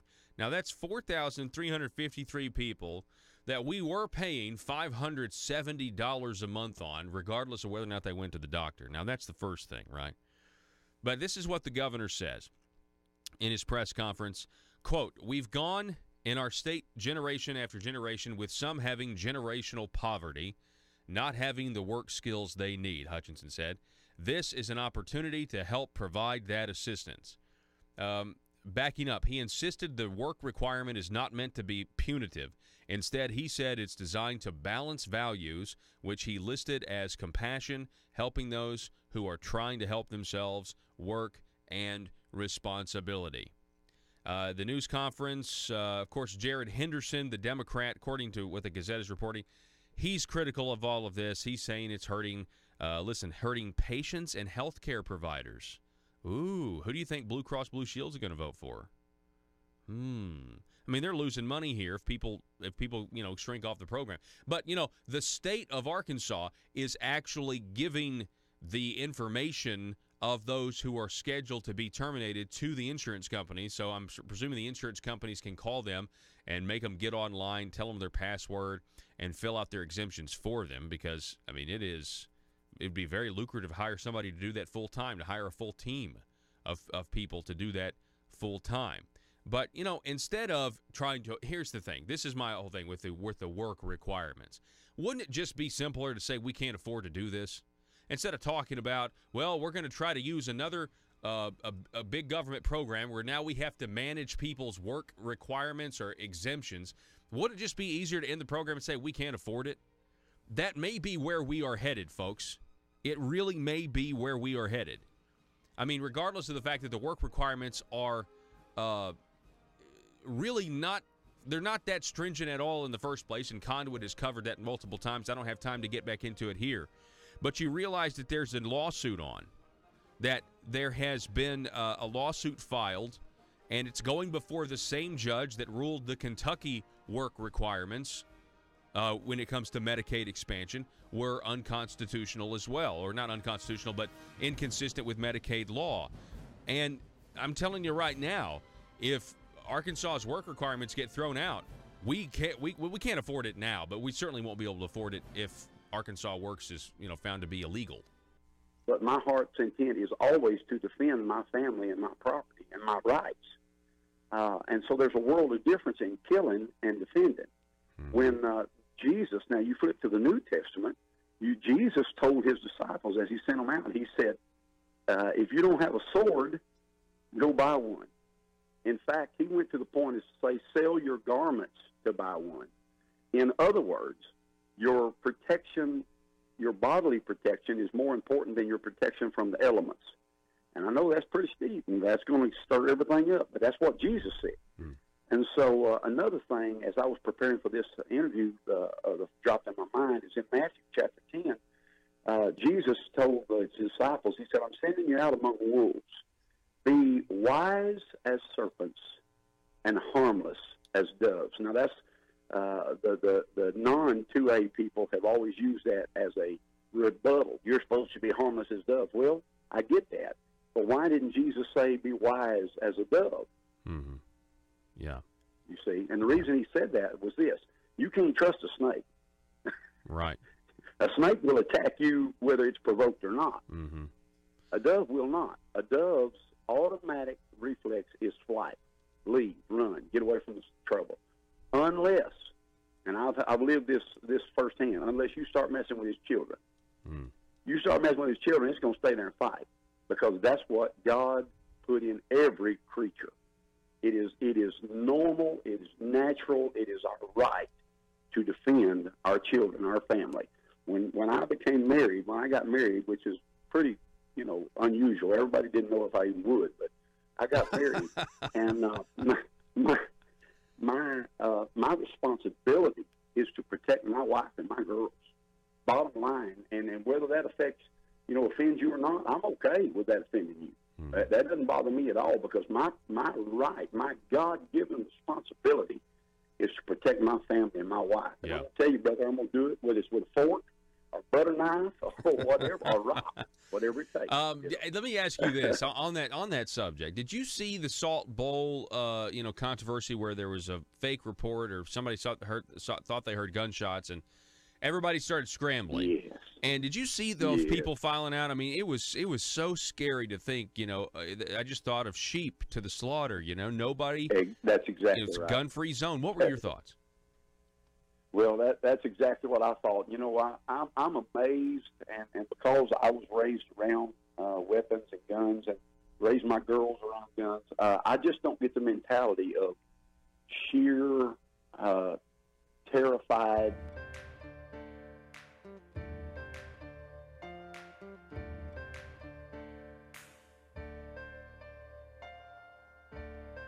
Bringing you your daily dose of truth. It's Conduit News Radio with Paul Harrell.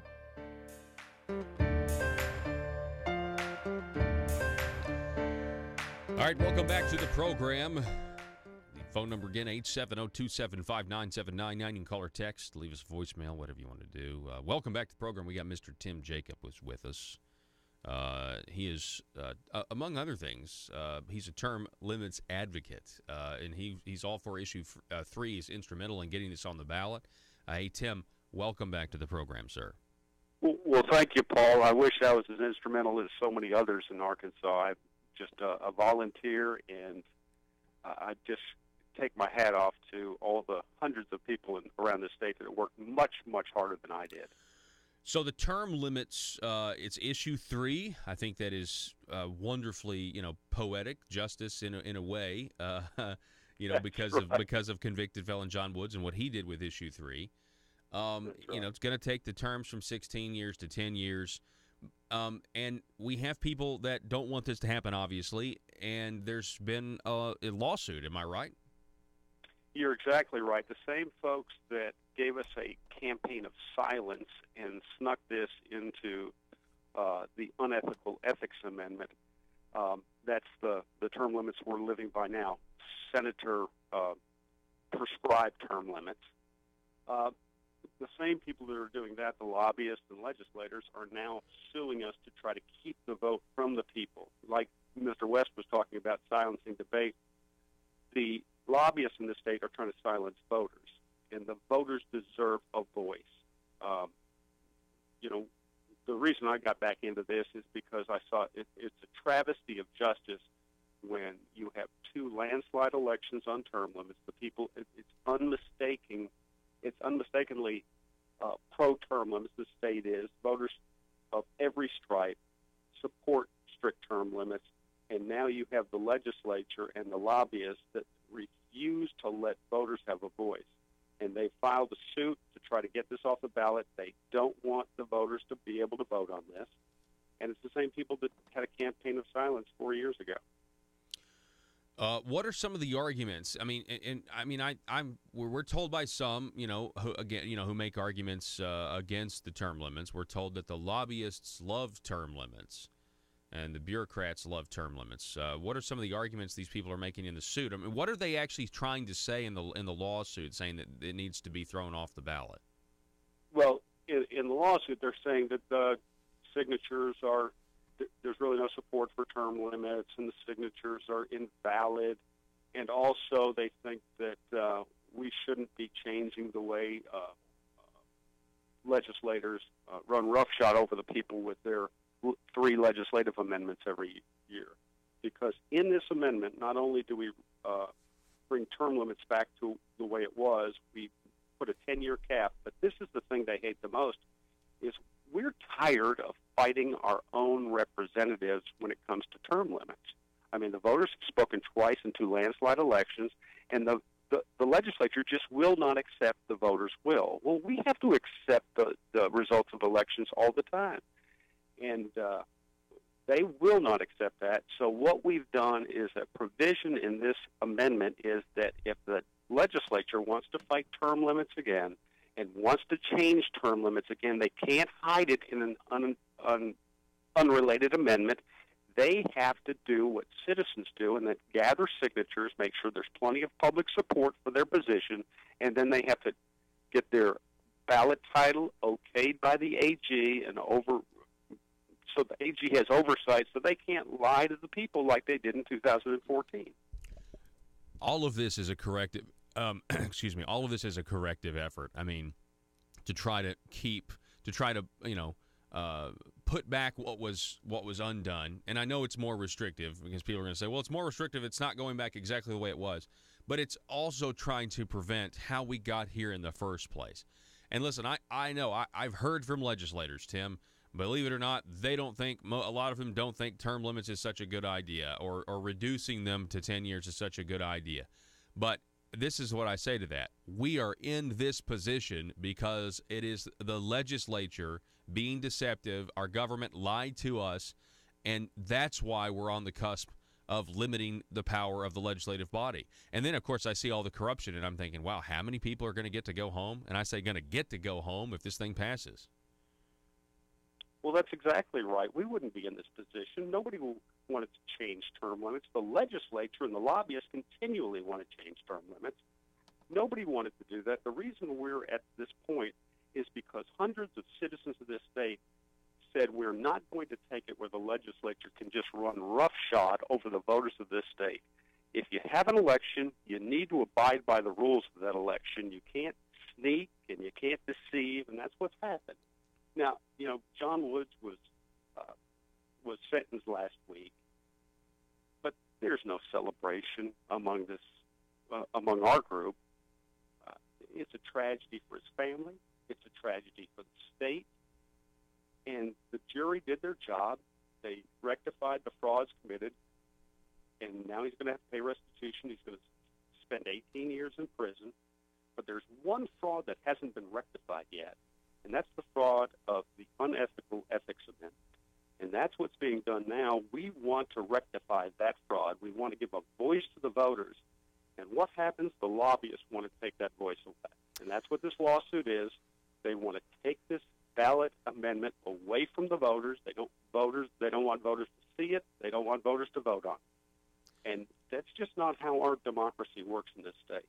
We need to allow the voters to make the decision on this. They've made a decision to landslide elections already. It's time that the people that are supposedly representing us stop fighting. What do you think? What court is this going before? I mean, what judge do you think this is gonna? I mean, I smell a rat here, Tim. I think they might end up throwing this thing off the ballot. I mean, it really would curb a lot of the legislature's power in a sense. What are your thoughts on how things are going to turn out with this lawsuit? Well, that's the whole point of term limits, is to curb legislative power. The power needs to remain in the people.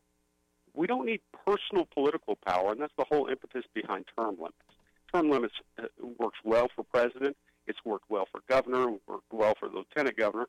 It's the legislature that refuses to do that. We're going to fight this in court. We're being harassed now. I know volunteers that are being harassed by this lawsuit, and the subpoenas are being served at 11:30 at night. This is just the powerful versus the people in this election. Wow.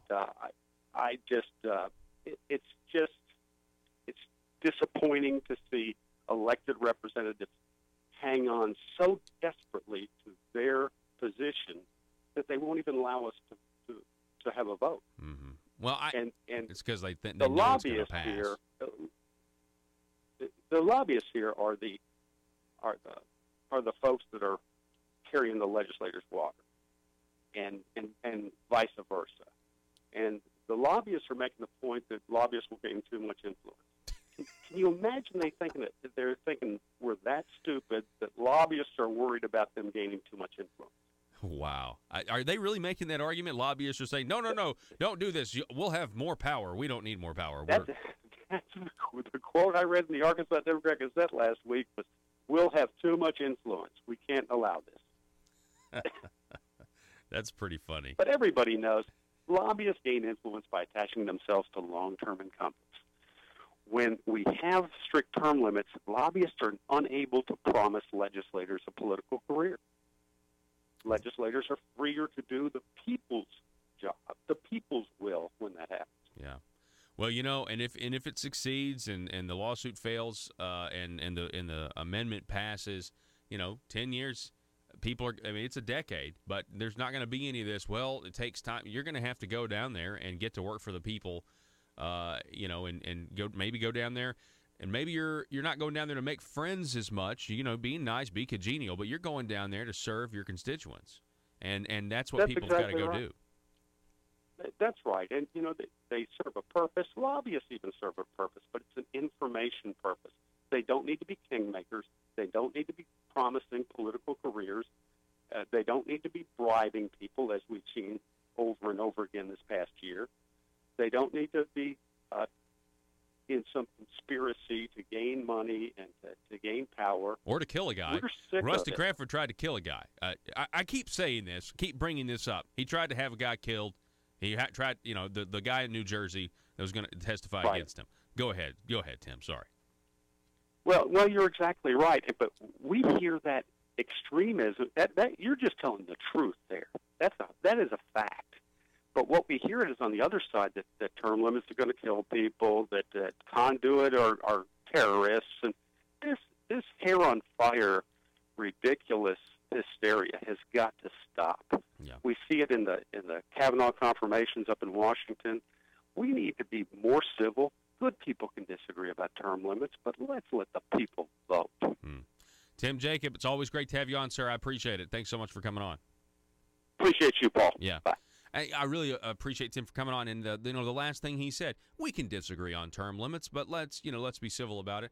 And I've got friends on both sides of this issue. I really do. I've got friends on both sides of the issue. If you ask me, though, okay, and it's in light of the corruption, it's in light of what the legislature did to get us here, lying to the people. In the end, I'm going to be faced with a choice. It's the same choice that you're going to be faced with when you go into the voting booth.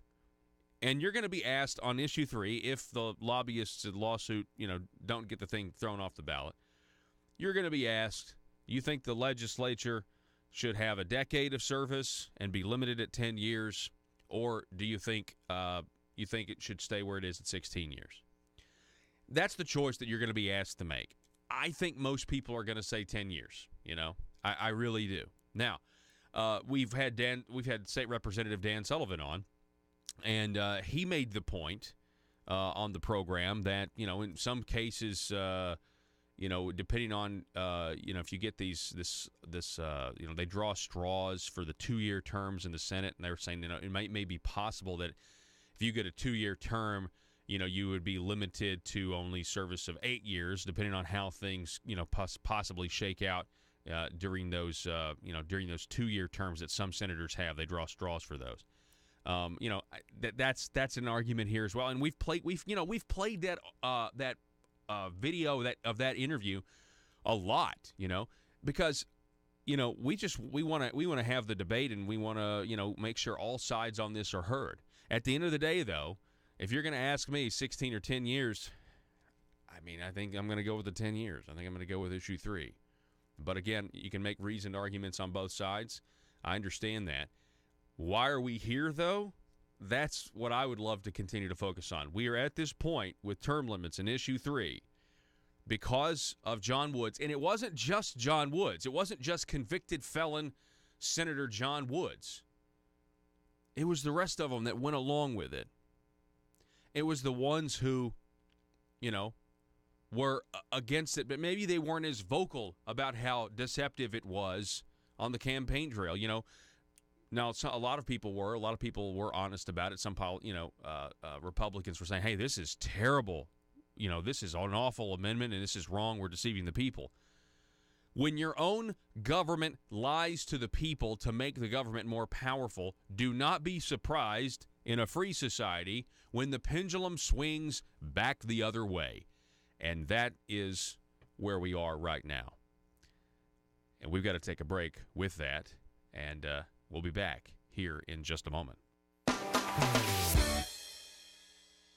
If you believe the Second Amendment protects your right to defend your home with a firearm, where do you turn if the government confiscates your gun?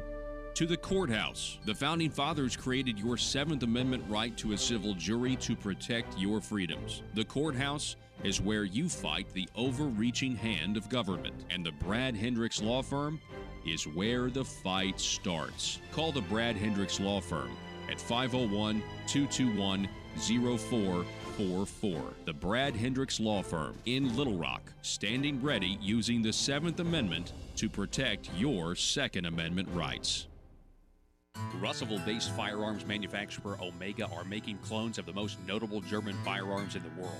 These delayed rotor-lock firearms have been and are currently used by law enforcement and military worldwide. At Omega, they manufacture their guns right here in Arkansas and produce the best reproduction in the marketplace that comes with a complete 5-year warranty. At Omega, they take firearm manufacturing seriously and offer discounts to active and retired law enforcement. Whether you're using Omega firearms to defend the public, defend your family, or for target practice, Omega has your back. For pricing, go to omega-guns.com. That's omega-guns.com. If you're like me, you believe that small business is the heart of Arkansas's economic engine, and it should be viewed that way by the politicians in Little Rock. Conduit for Commerce also believes, like you and I believe, policies that achieve less regulation and lower taxation help small business in Arkansas thrive. Other policies like small, constitutionally consistent government and reducing citizen dependency on government keeps it from growing and expanding its influence on our daily lives. Conduit for Commerce works every day to educate the general public and legislators on these important priorities in the name of Arkansas small business. By the way, contributions to Conduit for Commerce are tax deductible. Log on now to conduitforcommerce.org and click on Contact Us on the right side of the page. That's conduitforcommerce.org. Go there now and learn the facts on protecting small business in Arkansas. Petrified fear of a weapon or a sound of a weapon or supposedly a sound of a weapon. I don't get people being locked up like that in their own fear, but there are actually people that do. To me, and again, let me reference this back. That's why we're doing the Patriots of Act 746. We want to educate people that a sound should not terrify you to the point that you become a target. That you literally, if somebody had been outside, man, it would have been a fish in a shooting bowl. It's just been an easy thing. So And as the old adage says, the only way to stop a bad guy with a gun is a good guy with a gun. And so back to POA, Paul, that's not our whole intent is to try to educate people. We're not mean. We're not violent. We never want to hurt anybody. We want to educate people to understand your rights, your God-given inalienable rights, are to be able to protect yourself. Determined to drain the swamp in Little Rock, it's Conduit News Radio with Paul Harrell.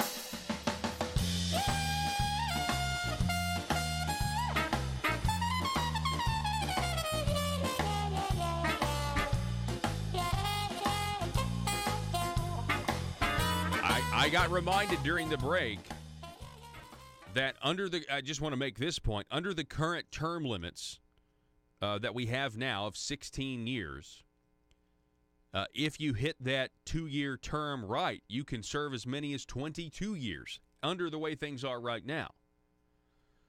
So it cuts both ways. You know what I mean? When you're talking about the idea of moving it to 10 years, and there may be a circumstance where somebody can only serve 8.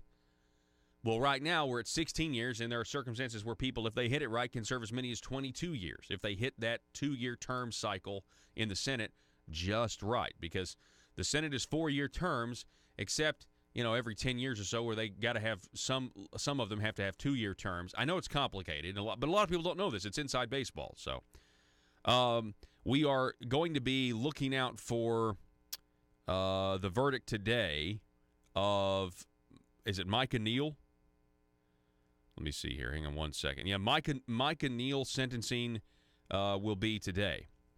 Yesterday, Orrin Parrish III of Ecclesia College was sentenced in the kickback scheme with Senator John Woods to 3 years. Now, a lot of people thought, because, he pled guilty, Orrin did. A lot of people said he pled guilty and he wasn't going to get jail time. The judge said that the reason he was getting jail time is because he waited until the last minute to plead guilty. It was like a week before the trial started, and it was big news when it happened. He told the court, quote, "I stand before you humiliated and humbled. My poor choices have brought hurt, pain, and challenges to many people. The Bible says a good name is to be prized before great riches. I've failed. I should have stopped this, but I did not," he said. "I knew what we were doing, and I am ashamed I did not," meaning stop it. There were 5 character witnesses that spoke on his behalf. The Gazette reports that Parrish apologized to his family. He apologized to the public. It was a 15-minute statement. He also apologized to the judge. And Tim Brooks, the judge in this instance, is reportedly saying that he believed that his remorse was sincere. Still, the crime was too serious, and Parrish's willingness to admit it came too late to avoid time in prison, the judge said. Quote, "When you dance with the devil, you are going to get..." I'm sorry, actually, this is U.S. Attorney Dwayne Keese said, "When you dance with the devil, you're going to get burned." So he's got 3 years in jail, Orrin Parrish III. He also has to pay $621,500 in restitution. And it was really all about this headline here in or this subheader here in the Gazette about a belated confession. The write-up here: Parrish knew he was doing wrong long before he was charged in March of 2017. According to the judge. Yet it was April 4th, 2018, less than a week before his trial, before Parrish pled guilty to 1 count of conspiracy to commit fraud. He resigned as president and board of the college his father founded the day before pleading guilty. Remember when people were saying, we don't know the full story, Parrish is innocent? Remember when people were saying that?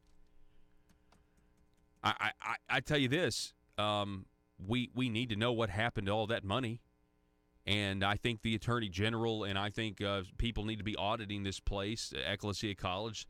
They need to find where that money, how it was actually spent. We need to see documents. We need to see detailed documents. We need to know who was directing all of this, who was advising Ecclesia College to do what they did.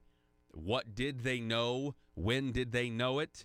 I think that's, I think we need to see those documents. And they are a private Christian university, but they took a ton of taxpayer money, and they were given kickbacks to legislators with it.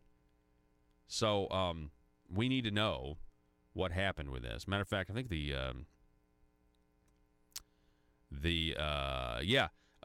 the very end of the article, the third to last paragraph, Howard Brill, a U of A law professor and former Chief Justice of the state Supreme Court, has said he believes there's a legal basis for a lawsuit to reclaim the grant money, and the state attorney general would be the most appropriate avenue to file such a lawsuit. Attorney General Leslie Rutledge said earlier this year in a statement she's considering all options. No such suit has been filed to date. Quote, with respect, everything the college put on the grant application is accurate. That's according to Travis Story of the Story Law Firm. Quote, the grants were spent for exactly the things the grants were used for. Well, the grants were used to give legislators kickbacks. Hello? That's not true. Quote, the grants were spent for exactly the things the grants were issued for. The grants were used to pay legislators. How do you make a statement like that? I'm not splitting hairs here. The last sentence of this article is astounding to me, that Travis Story would say the grants were spent for exactly the things the grants were issued for. Well, clearly not all of it. Right? Clearly not all of it. This is a scandal that involves them taking the GIF money that was supposed to go for grants and funneling it and laundering it and eventually, yada, yada, yada, paying John Woods and Mike Neal and whoever else, and Orrin Paris. Randall Shelton.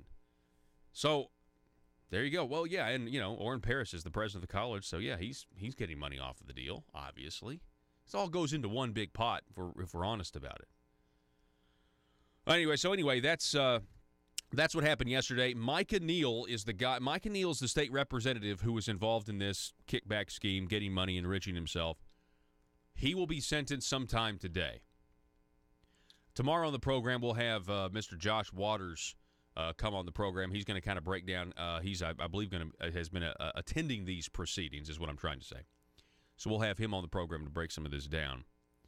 Micah Neal is the one that got the whole thing going. When he pled guilty, it sucked the air out of the Marble Palace for a couple of days. People couldn't breathe. People were walking around. Oh, no. What's going to come of this? It's what started the whole thing. It was the beginning. It was the, kind of the small stones, the beginning of an avalanche.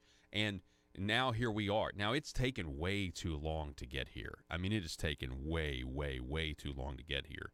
But what was interesting was when Micah Neal pled guilty, then the countdown started on the indictment for John Woods, which took way too long in my opinion. But you had Micah Neal, had his confession, his guilty plea, and you knew, that you had Senator A at the time. There was a time when Senator A wasn't Jeremy Hutchinson listed in several indictments.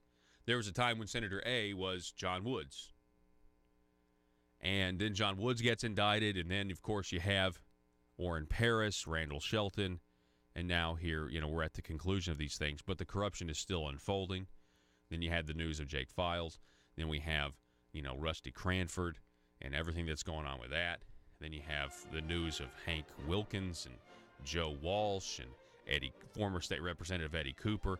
And the list goes on because I am blanking now at who else is implicated. Obviously, the Jeremy Hutchinson, who's now been indicted. But then you have former Senator Michael Lamoureux that's been implicated, according to reports in the indictment. Or, I'm sorry, in other guilty pleas is what I meant to say. All right, folks, tomorrow is Johnny Cash Friday. I'm excited to jam out with you guys. And feel free, you can send me your requests. We'll do our best. And Arkansas, go to conduitnews.com. Getting your news, getting your Arkansas news at conduitnews.com is a great way to start your day. And we will see you tomorrow. Arkansas, be safe. Have a great one.